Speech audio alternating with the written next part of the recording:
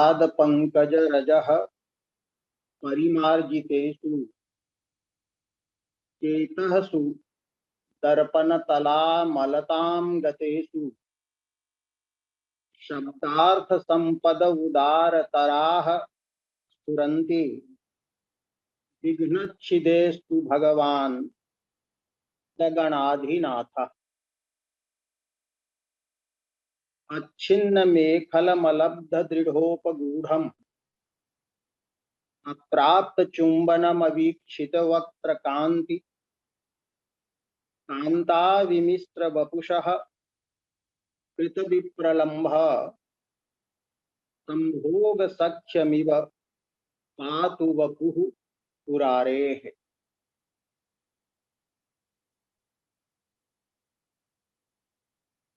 अस्य कार्यक्रमस्य अध्यक्ष महोदयाः स्वागत कर्तृभिः श्रीमद्भिः जनार्दन मणिभिः सुगृहीत नामानः विद्वांसः छात्राश्च अद्य साहित्यशास्त्रे एकः विषयः विशेषतः विचारणीयः वर्तते। स विषयः अस्ति ध्वनेः क्वचित् लक्ष्यक्रमत्वं स्वीक्रियते क्वचित् अलक्ष्यक्रमत्वं च स्वीक्रियते। तत् कथम्? तत्र साहित्यशास्त्रीयं किं रहस्यम् इति यथामति अत्र प्रतिपाद्यते। भवन्तः समे विदन्ति यत् साहित्यं काव्यं वा तद्भवति यत्र सर्वासां विद्यानां सहभावः भवति। सहभाववशादेव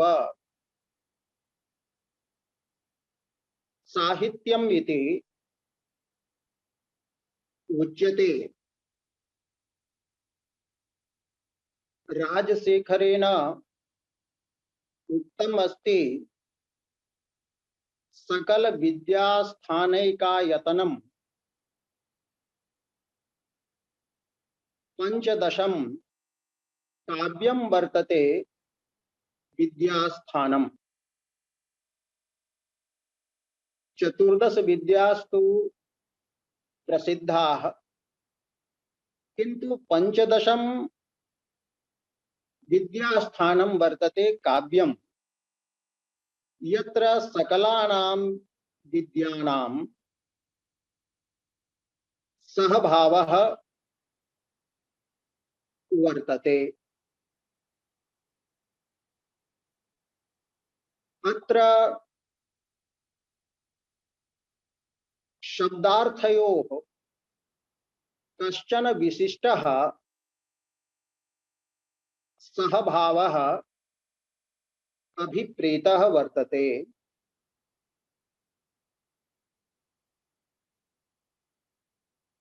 भामहेन शब्दार्थौ सहितौ काव्यम् इति सूत्रं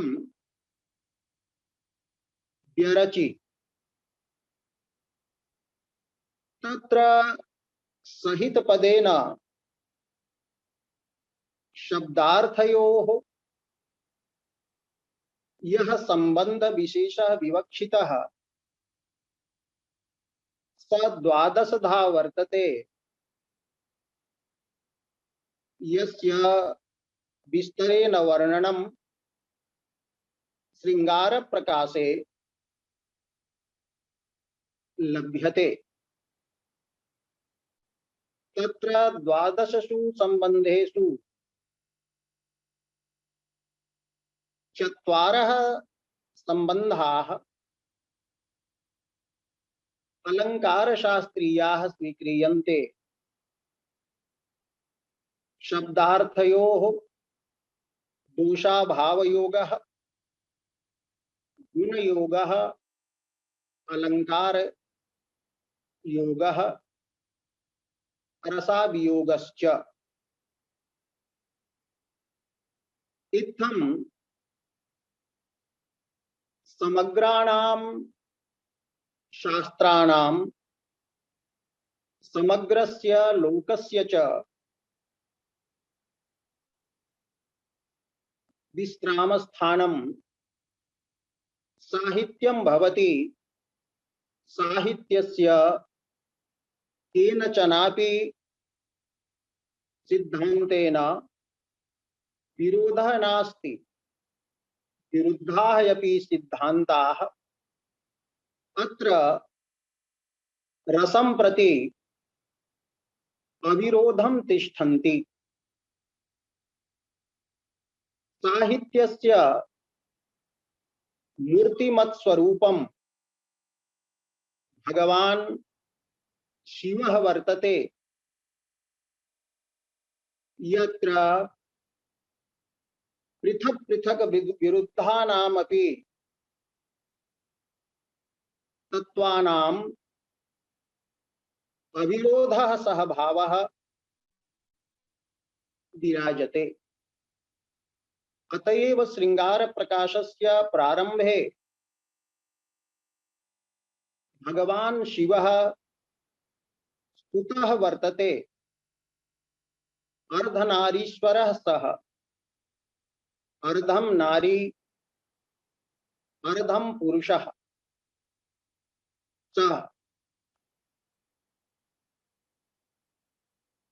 शिवः मन्ये संभोगेन विप्रलम्भेन च मन्ये सख्यं कृतम् इति भोजः वदति संभोगः संयोगः वर्तते यतो हि न शिवयोः पार्थक्यं वर्तते अर्धं शिवा अर्धं शिवः किंतु तत्र विप्रयोगः अपि वर्तते वियोगः अपि वर्तते तस्य सम्यक् निरूपणं कृतम् अस्ति भगवतः इच्छा भवति भगवत्याः मेखलां छिन्द्याम् एवं दृढ़म् आलिंगनं प्राप्नुयाम् चुम्बेयम् मुखस्य कान्तिं पश्येयम् किंतु एतादृशः भगवतः अभिलाषः परिपूर्णः न भवति स हि अर्धनारीश्वरः एवमेव समग्रं साहित्यं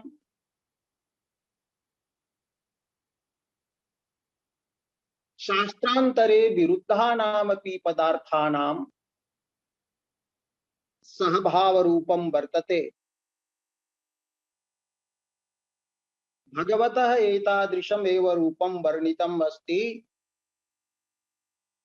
कि पुरारेः तद् वपुः पातु रक्षतु यद् वपुः कृत विप्रलम्भ संभोग सख्यम इव वर्तते यतो हि अच्छिन्न मेखलम मेखलायां छिन्नायां ही श्रृंगारः अवसानम एति तो अच्छिन्न मेखलम वपुः वर्तते अलब्ध दृढ़ोपगूढ़म अप्राप्त दृढ़ालिंगनम वर्तते, अप्राप्त चुंबनम वर्तते, अवीक्षित वक्त्र कांति अस्ति। एतादृशे साहित्ये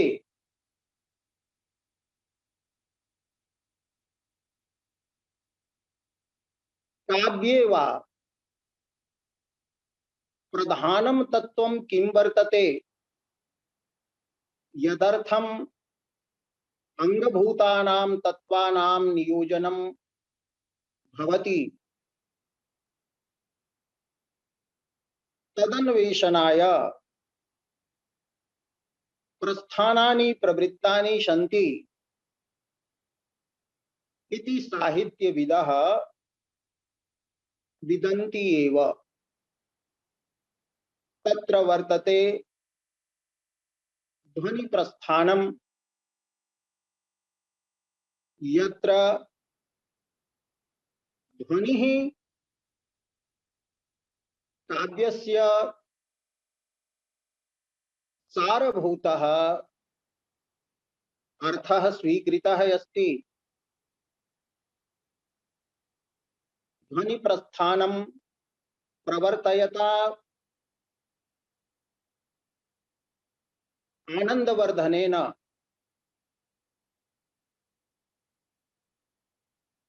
प्रसंगानुसारेण ध्वनि शब्दस्य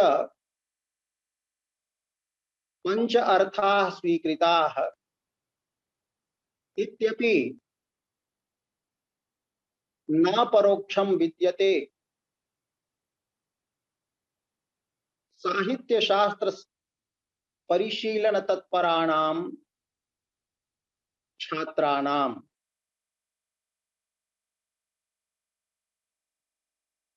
व्यंजकः शब्दः, व्यंग्यः अर्थः, व्यंजना व्यापारः,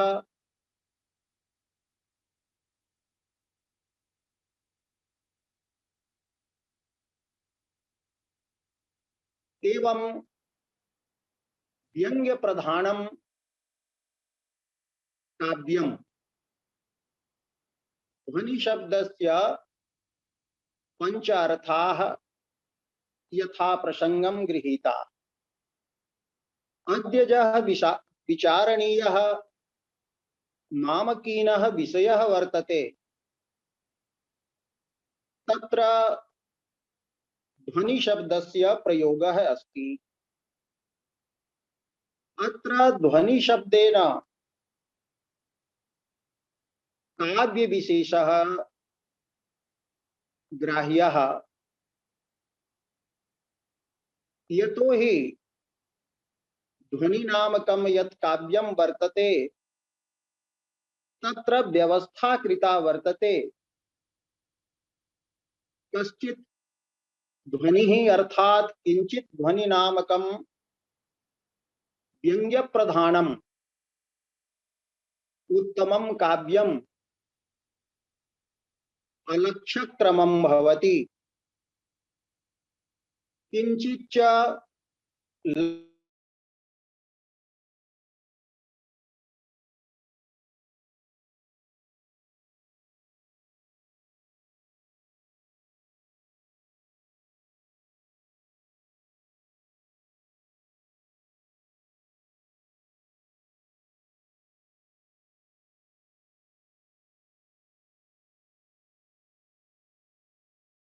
गुरुजी आपका माइक म्यूट हो गया है गलती से। लक्ष्यस्य व्यंग्यं प्रति गुणी भाव भवति। व्यंग्य एव अर्थे सहृदय हृदयस्य विश्रांतिः यदा भवति तदा व्यंग्यस्य प्राधान्यं स्वीक्रियते। व्यंग्यः त्रिधा वर्तते, वस्तु रूपः, अलंकार रूपः, रस रूपश्च।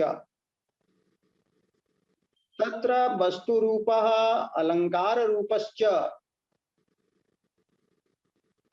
यः वर्तते ध्वनिः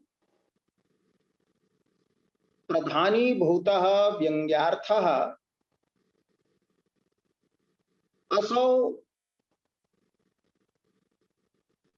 लक्ष्यक्रमः एव भवति। किन्तु रसरूपः यस्य भावादयः अवान्तराष्टौ भेदाः सन्ति, स रसादिः यः रसशब्देन गृह्यते स भवति अलक्ष्यक्रमः। किन्तु पंडितराज जगन्नाथस्य मते रसोपि कदाचित् लक्ष्यक्रमः भवति इति विस्तरेण रसगंगाधरस्य प्रथमाननस्य अवसाने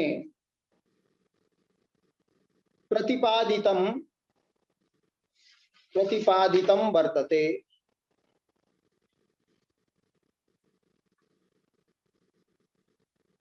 क्रमो नाम पूर्वापर्यम् समे विदन्ति एव यत् कारणं पूर्वं भवति कार्यं पश्चात् भवति। तर्हि कार्यकारणयोः यत् पूर्वापर्यं वर्तते तदेव क्रमशब्देन उच्यते। प्रकृते एवं ज्ञातुं शक्यते यत् वाच्यार्थः व्यंजकः भवति,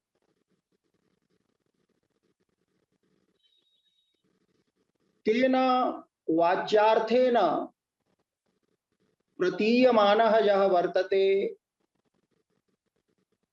अर्थः वस्तुरूपः अलङ्काररूपः रसरूपश्च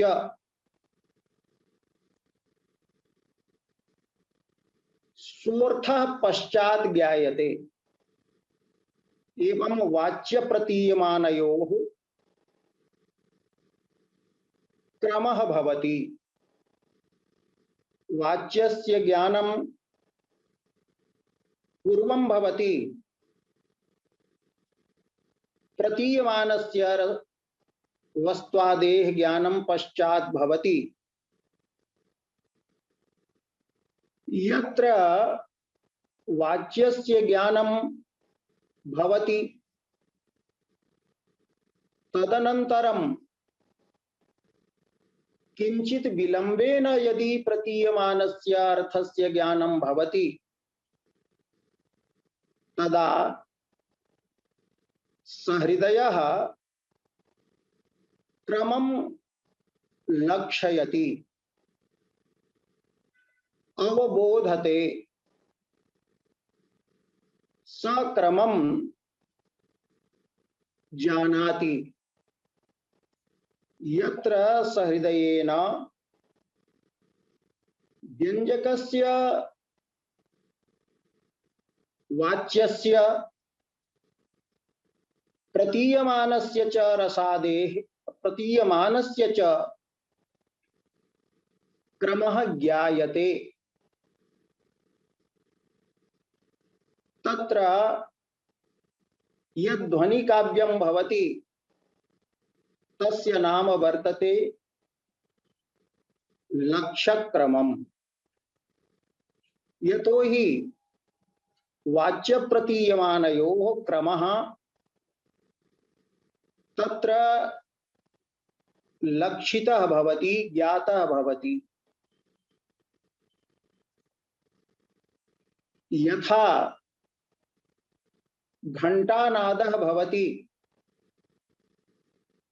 तथा घंटानादः पूर्वं श्रूयते, तदनन्तरं तस्य अनुनादः घंटायाः तस्याः अनुरणनं ज्ञायते। तो अनुनाद नादानुनादयोः यथा क्रमः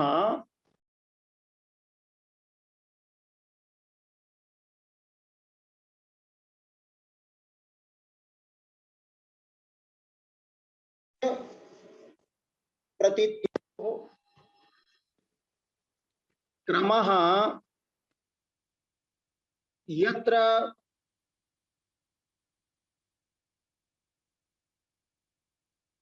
ज्ञातः भवति तत्र लक्ष्यक्रमः स्वीक्रियते।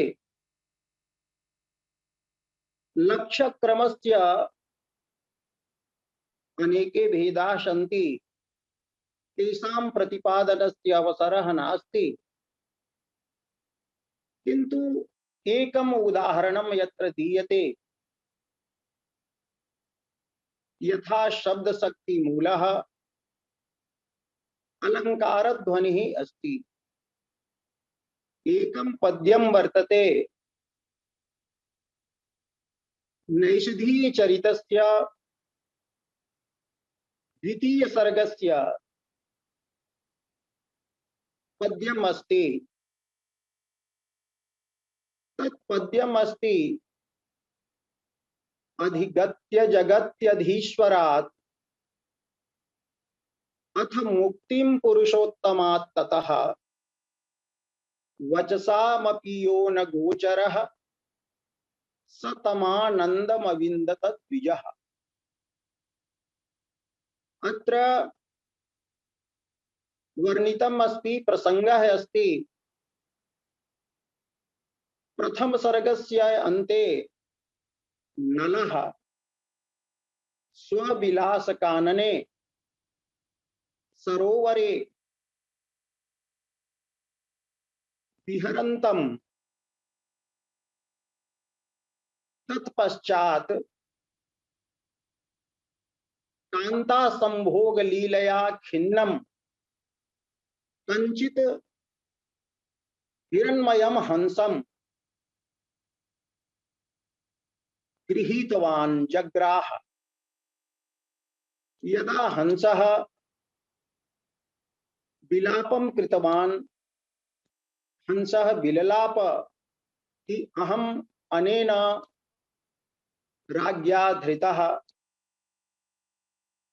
प्राणविरहितः भविष्यामि, तदा करुणावरुणालयेन नलेन स मुक्तः। यदा स मुक्तः तदा स आनन्दम् अधिगतवान्। स कीदृशः आनन्दः, यः आनन्दः तेन अधिगतः, तस्य वर्णनं वर्तते। अधिगत्य जगत्यधीश्वरात्, जगत्याः यः अधीश्वरः वर्तते नलः, यः पुरुषोत्तमः वर्तते, तस्मात् अधिगत्य जगत्यधीश्वरात् अथ मुक्तिं पुरुषोत्तमात् ततः। तस्मात् पुरुषोत्तमात् जगत्यधीश्वरात् नृपात् नलात् मुक्तिम् अधिगत्य प्राप्य मोचनं प्राप्य मुक्तः सन् स द्विजः तम आनन्दम् अविन्दत प्राप्तवान्। द्विजः स खगः हंसः तम आनन्दं प्राप्तवान्, वचसामपि यो न गोचरः। यह आनन्दः वचसा प्रकाशयितुं न शक्यते। अत्र द्विज शब्दः नानार्थकः प्रयुक्तः। द्विज शब्दस्य अर्थः खगः अपि भवति। द्विज शब्दस्य अर्थः संजात संस्कारः। संजात संस्कारः कश्चन विप्रः।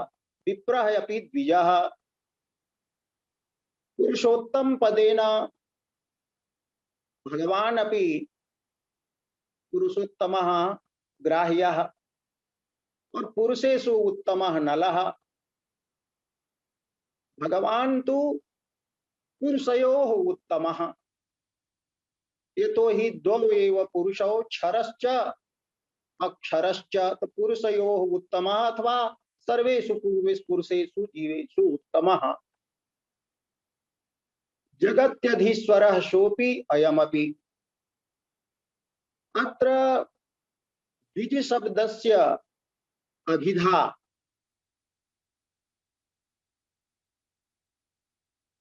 विप्रेपि वर्तते खगेपि वर्तते। पुरुषोत्तम शब्दस्य अभिधा पुरुषेषु उत्तमः यः मनुष्यः तत्रापि वर्तते एवं भगवती अपि वर्तते। अत्र प्रकरणं वर्तते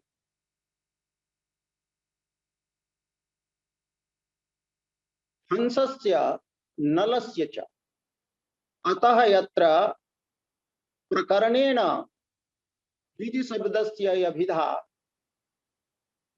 नियमिता भवति खगे एवं पुरुषोत्तम शब्दस्य अभिधा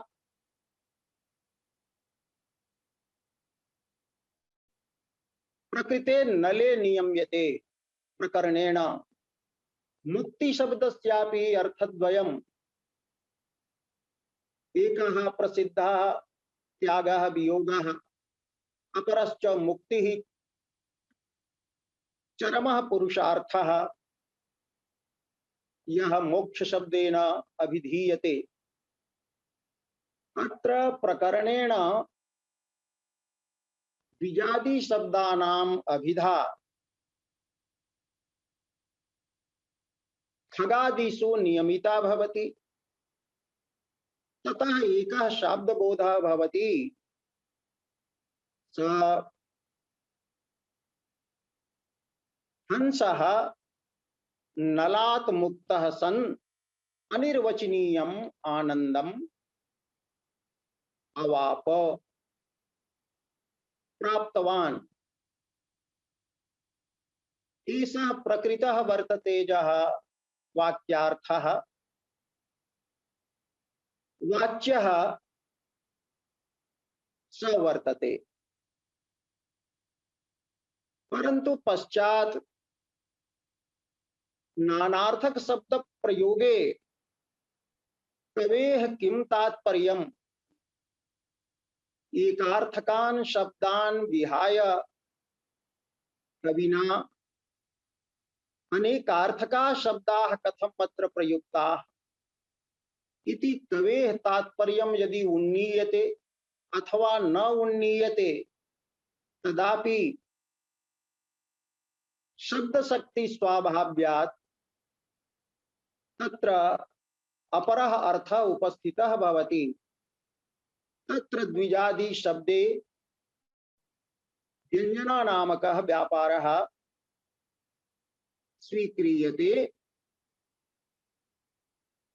अभिधातु नियमिता नियमिता पुनः अनुत्थानार्हा। अत्र विषये तु रसगंगाधरो महान् शास्त्रार्थः इति नेह समयाभावात् प्रतन्यते।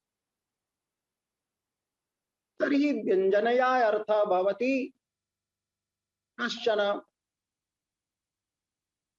विप्रः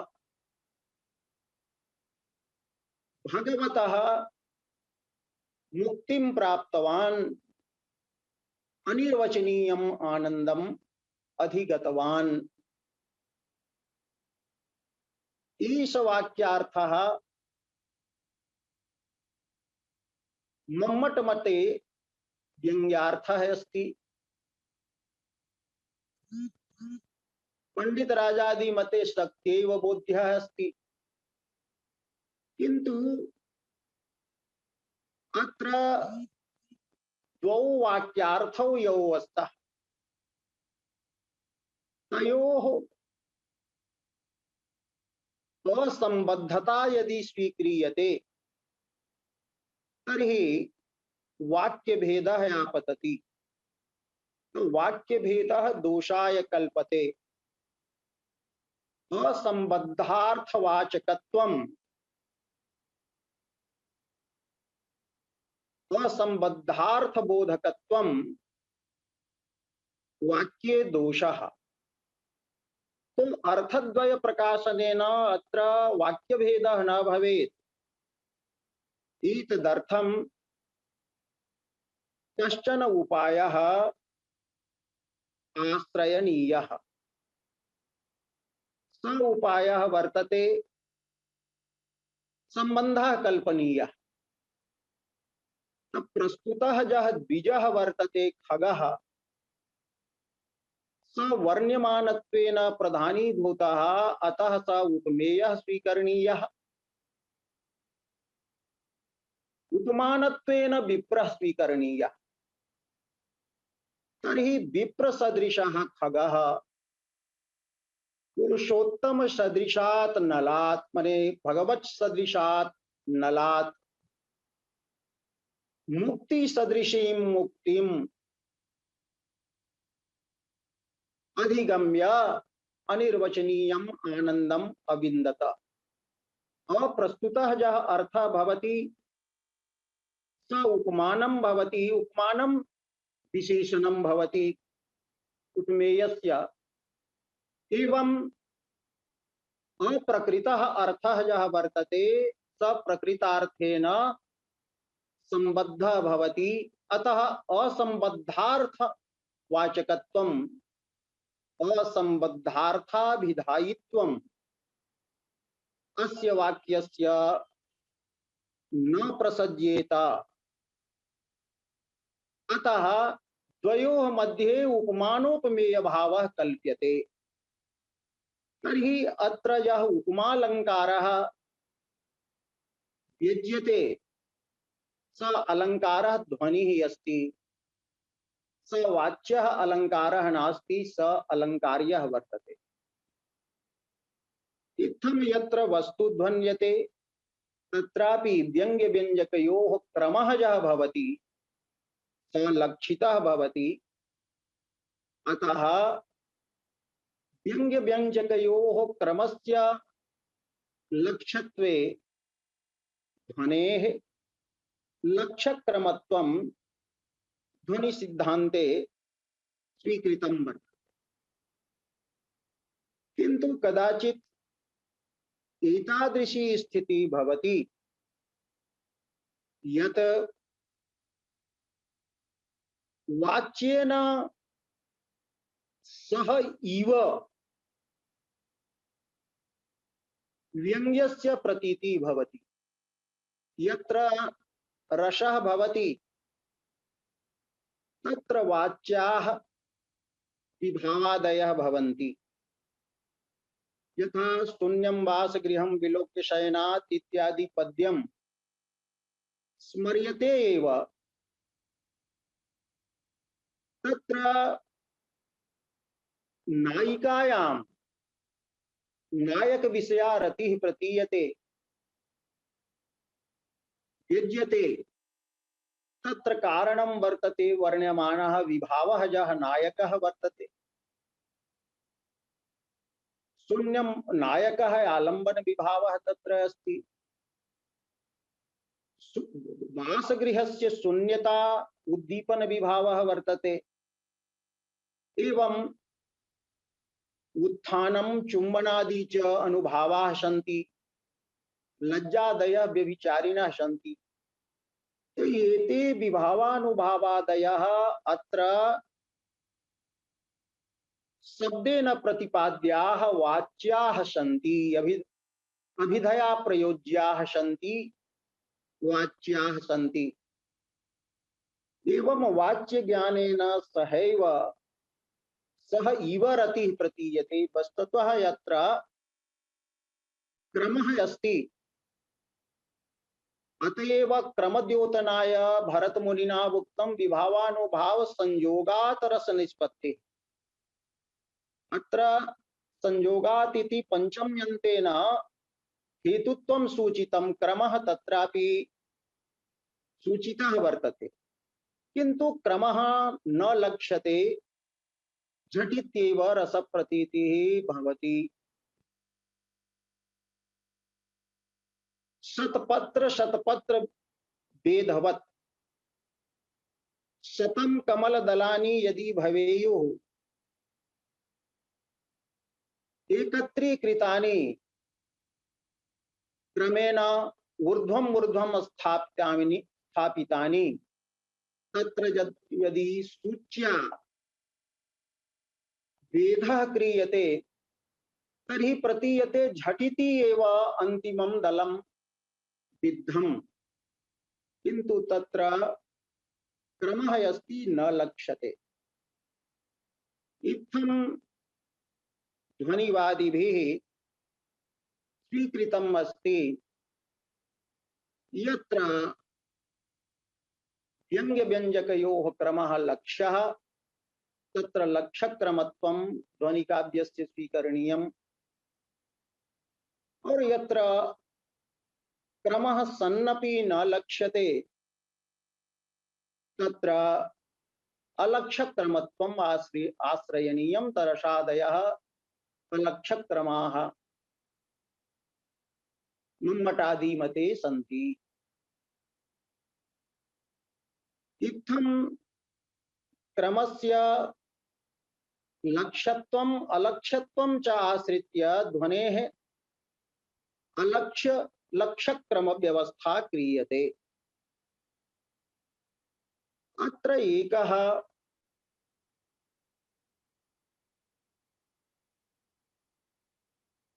प्रश्नः उत्थापितः भवति। स प्रश्नः कः अस्ति? हेतुः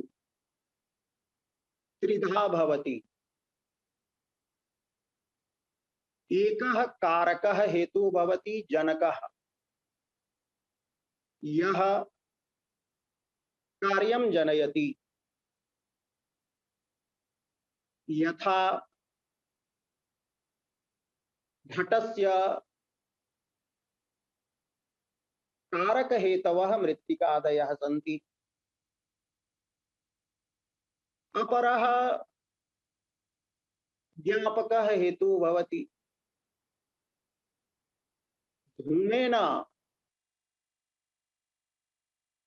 पर्वते वह्निः ज्ञाप्यते। यह धूमः लिंगम उच्यते। लीनं पर्वते लीनं गुप्तं वह्निं ज्ञापयति।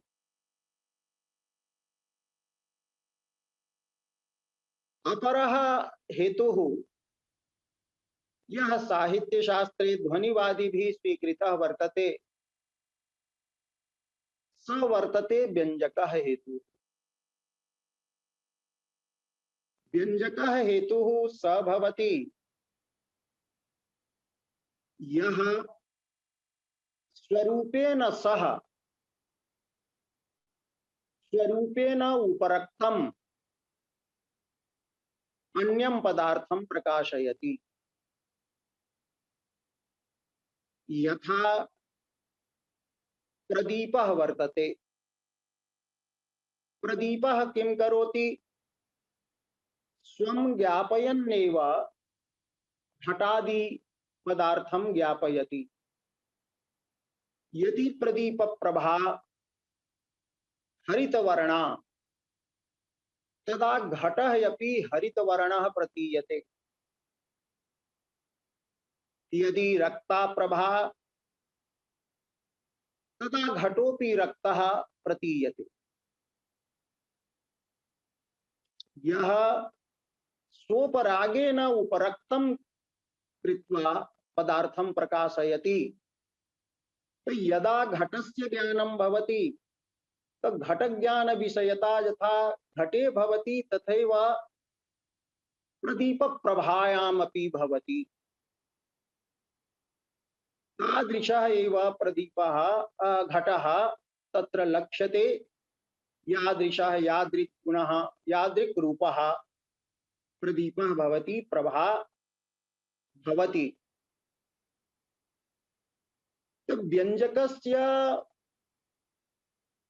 लक्षणम् एव आनन्दवर्धनेन प्रतिपादितम्। स्वज्ञानेनान्यधि हेतु। स्वज्ञानेन इत्यत्र सहार्थे तृतीया इति केचन वदन्ति। तो स्वज्ञानेन सहैव अन्यस्य धियः हेतुः यः वर्तते स व्यंजकः उच्यते। तृतीयो द्योतेऽपि प्रतिपादितम् अस्ति। स्वरूपं प्रकाशयन्नेव परावभासकः व्यंजकः उच्यते। एवं व्यंग्यस्य प्रतीतिः या भवति सा व्यंजक विशिष्टा एव भवति।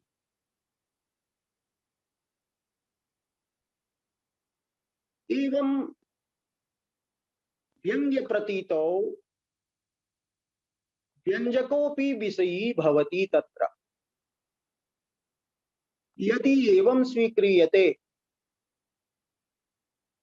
तर्हि व्यंग्यः यः भवति वस्त्वलंकारादि रूपः अर्थः। वस्त्वलंकारादि रूपस्य अर्थस्य प्रतीतौ तद व्यंजक प्रतीतेः अपि साहित्यम् अपेक्षितं वर्तते। तदैव तु वस्त्वलंकारादौ व्यंग्यत्वस्य व्यवहारः कर्तुं शक्यते।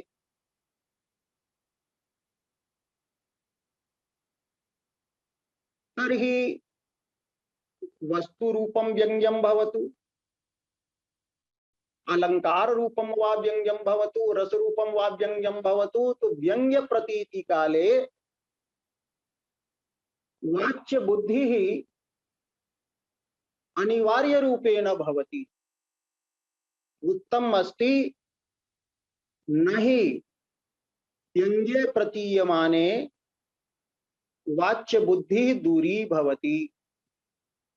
तर्हि व्यंग्य काले वाच्य प्रतीति अपि यदा भवति तर्हि तु एक कालिकता एव द्वयोः प्रतीत्योः जाता।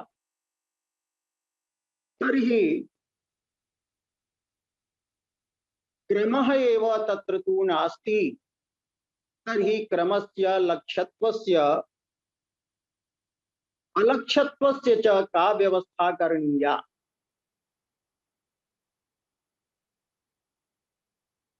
एतदेव आश्रित्य व्यक्ति विवेककारेण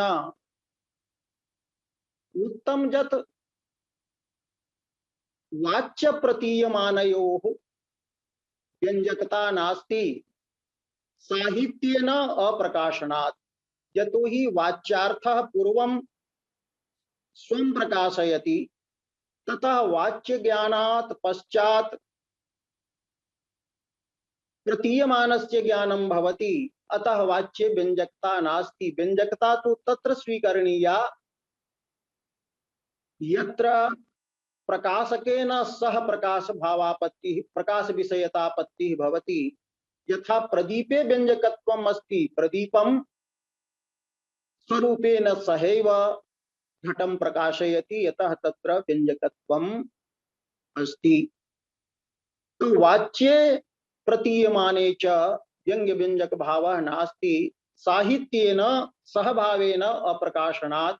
यतो हि सहभावेन प्रकाशनम् एव व्यंजकत्वम् तेनापि स्वीकृतं वर्तते। एवं सर्वत्र व्यंग्य प्रतीति स्थले व्यंजक प्रतीति अपि सहैव यदि भवति तर्हि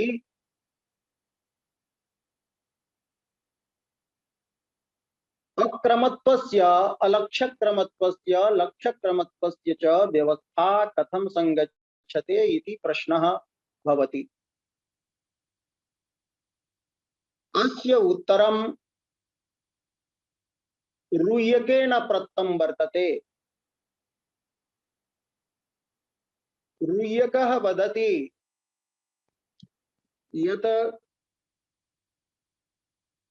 भवान् पश्यतु प्रदीपस्य केवलस्य प्रदीपस्य ज्ञानं भवितुम् अर्हति। प्रदीप ज्ञाने घट ज्ञानस्य अपेक्षा नास्ति।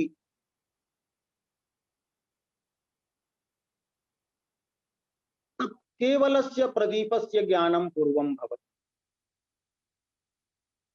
तदनन्तरं यदा घट ज्ञानं भवति तदा घट ज्ञानं प्रदीप ज्ञानेनैव सह भवति। प्रदीपेन सहैव घटः ज्ञानस्य विषयो भवति।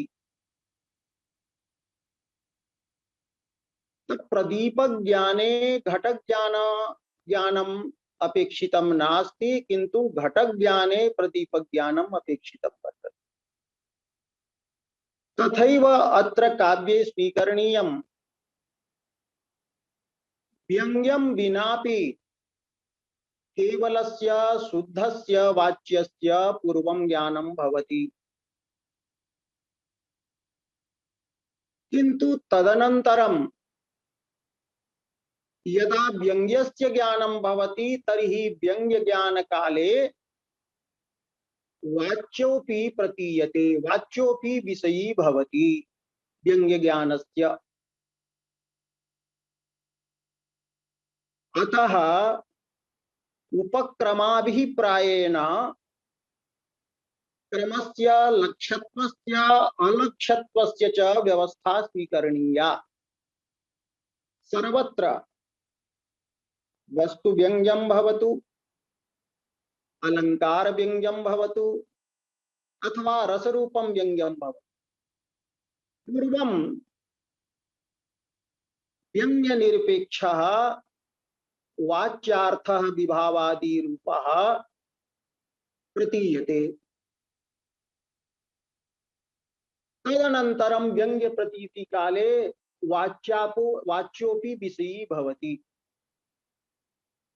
तत्र एवं व्यवस्था करणीया यत् शुद्धस्य वाच्यस्य प्रतीतेः अनन्तरं वाच्य विशिष्टस्य प्रतीयमानस्य ज्ञानं यत्र किंचित विलंबेन भवति तत्र संलक्षक क्रमत्वं स्वीकरणीयम्। किंतु यत्र वाच्यस्य ज्ञानं जातं तदनन्तरम् अविलंबेन क्रमे सत्यपि अविलंबेन वाच्य विशिष्ट व्यंग्यस्य ज्ञानं यदि जायते तत्र अलक्ष्यक्रमत्वं स्वीकरणीयम्। तो उपक्रमः यः वर्तते, काव्यं यः कश्चित् पठति अथवा शृणोति तर्हि पदानि श्रूयन्ते, पदार्थाः ज्ञायन्ते, तेषां प्राथमिकः शाब्दबोधः भवति। तत् शाब्दबोधकाले, प्राथमिक शाब्दबोधकाले अन्यस्य तत्सम्बद्ध व्यंग्यार्थस्य ज्ञानस्य विषयता न भवति। किंतु यदा क्वचित् यत्र कुत्रापि वस्तु रूपं व्यंग्यं भवेत् अथवा अलंकार रूपं रस रूपं व्यंग्यं भवेत्, व्यंग्य प्रतीति काले तो सर्वत्र वाच्यस्यापि विषयता भवति। इत्थं रूय्यकेन व्यक्ति विवेक कृतस्य साहित्येन अप्रकाशन रूपस्य आक्षेपस्य निराकरणं कृतम्। अत्र विषयः अतीव सूक्ष्मः भवति। पुनः अत्र अनेके विचाराः प्रवर्तन्ते। कालः अल्पीयान् भवद्भिः सभाध्यक्ष महोदयैः अत्र किमपि वक्तुं मामकीनः अवसरः कल्पितः। एतदर्थं कृतज्ञतां ज्ञापयन् सर्वान् प्रणमन् विरमामि।